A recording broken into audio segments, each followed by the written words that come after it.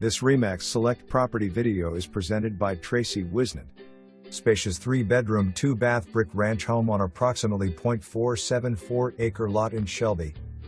Home has replacement windows. Most of the home has hardwood floors. Living room/dining room combo is large. Kitchen has an electric cooktop stove with wall oven and lots of cabinets.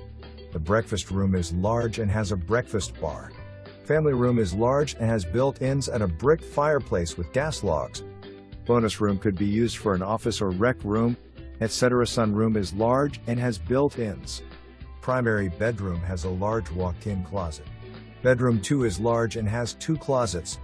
Bath 2 has a walk-in shower. Home has a covered front stoop and a covered front porch.